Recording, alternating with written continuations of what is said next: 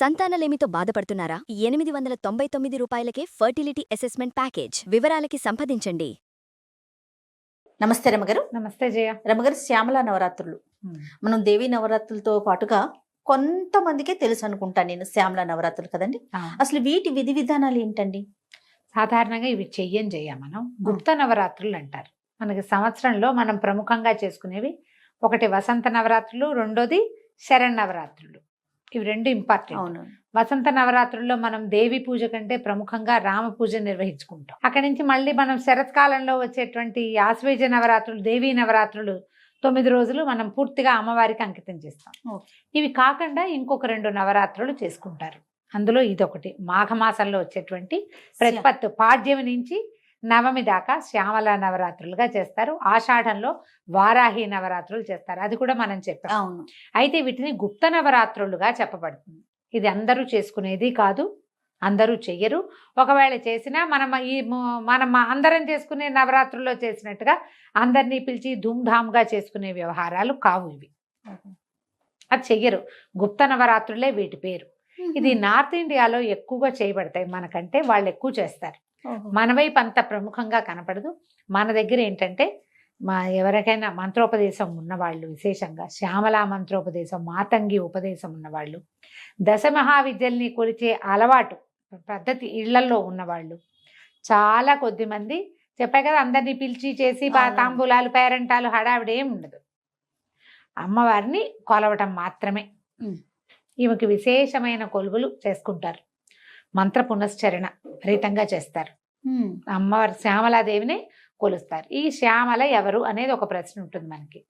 మనం కాళిదాసు రచించిన మా శ్యామల దండకం మనందరికీ తెలుసు. సినిమాలో ఉంది కాబట్టి అందుకు ఆ మొదటి ముక్కలు అందరికీ నోటికి కూడా వచ్చుంటాయి. మహాకవి కాళిదాసు సినిమాలో ఉన్నది కాబట్టి. అయితే ఈ శ్యామల దండకాన్ని చదువుకోవచ్చు. ఇప్పుడు ఈ అమ్మవారిని మంత్రిని అనే పేరుతోటి చెప్తారు. లలితా సహస్రంలో మంత్రిని నామధేయం కనపడుతుంది. త్రిపుర సుందరి యొక్క మంత్రివర్గంలో అమ్మవారు అన్నమాట. ఈవిడ పరివార శక్తి. ఒరిజినల్గా పరాశక్తే శ్యామల అంటం కాకుండా పరాశక్తి తాలూకు అంశాలలో దశమహావిద్యలుగా చెప్పబడే అంశాల్లో మాతంగి అనే విద్య ఈమె అని చెప్తారు. ఆమె తన సైన్యాధిపతుల్ని, మంత్రుల్ని అట్లా సృజించింది. ఆ మంత్రులలో ఈమె ప్రధానమంత్రి శ్యామలాదేవి. పరాశక్తి యొక్క మంత్రిని. ఈవిడ మతంగ మహామునికి కుమార్తెగా జన్మించిందట. అంచేత ఈమెని మాతంగి అంటారు. మాతంగి, మధుచాలిని అపాఖ్యాలు తెలుసు. అమ్మవారి ఈమె మాతంగి. ఎట్లా ఉంటుందంటే చక్కగా ఆకుపచ్చని అంటే ఎలా ముదురాకు పచ్చ రంగు వర్ణంతో కనపడుతుంది మనకి.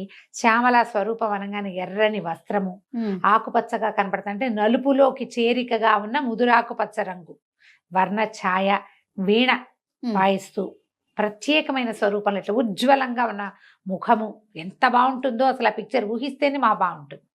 అది కూడా ఈ మాణిక్య వీణాముపలాలయంతి శ్లోకం వల్లే దీన్ని సృజించారనమాట. ఈ స్వరూపాన్ని ప్రత్యేకమైన స్వరూపంలో ఉంటుంది. ఈమె జ్ఞానప్రదాత, విద్యాప్రదాత.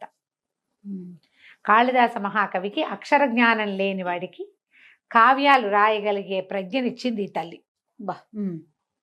ఈమెని ప్రసన్నం చేసుకుంటే మనకి ఎలాంటి సమస్యలు ఉన్న వాళ్ళు ఈ నవరాత్రులు చేసుకోవచ్చు. నవరాత్రులు 9 రోజులు 9 రకాల రూపాలతోటి అర్చింపబడుతుందట అమ్మ.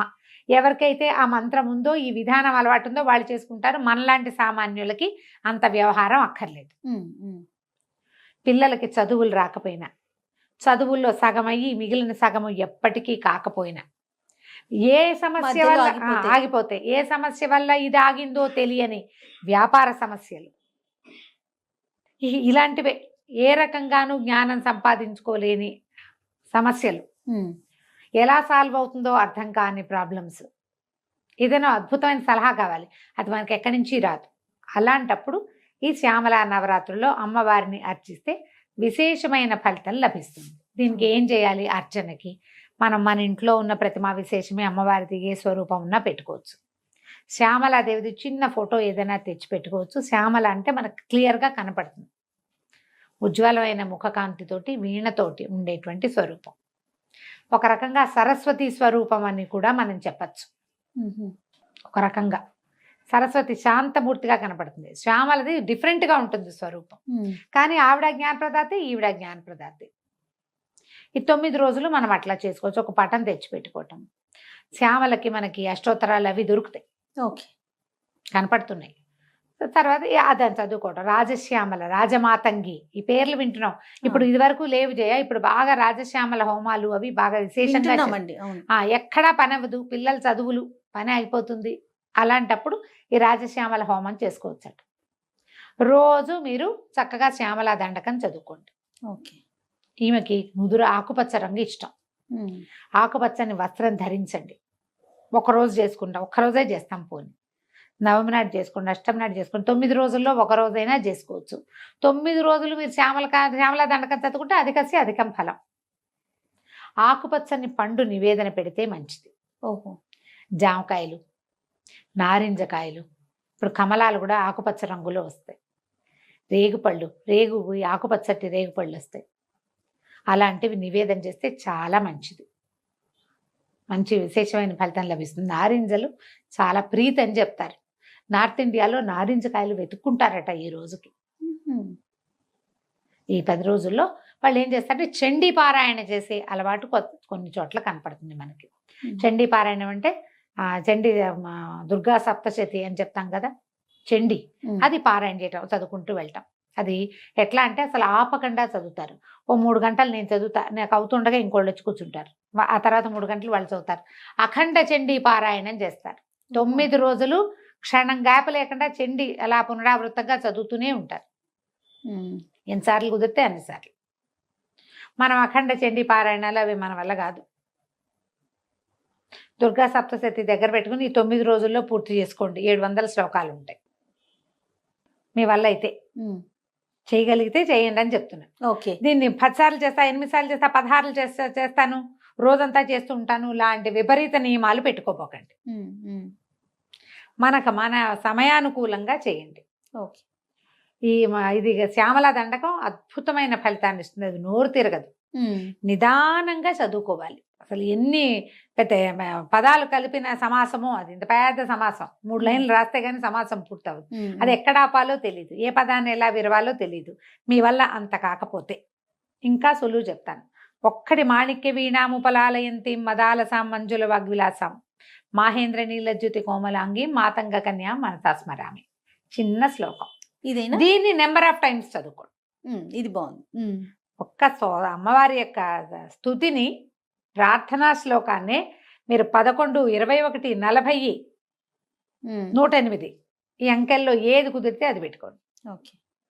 మాల పెట్టుకుని మాలతోటి 108 సార్లు చేసినా కూడా మీకు మంచిదే. ఆమెను స్మరించాలి. మామూలు మీ రోజువారీ పూజ దీపారాధన చేసుకోండి.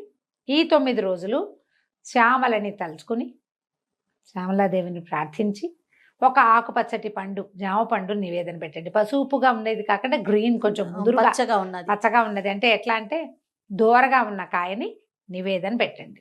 ఓకే. పిల్లలకి ప్రసాదంగా ఒక పండు పెట్టండి. ఈ మాణిక్య వీణాముపలాలయంతి చిన్నపిల్లలకు కూడా వస్తుంది. 5 ఏళ్ళు వస్తే చాలా చక్కగా వచ్చేస్తుంది. పిల్లలతో కూడా చెప్పించండి. 3 టైమ్స్ 5 టైమ్స్ 11 టైమ్స్ చెప్పించండి.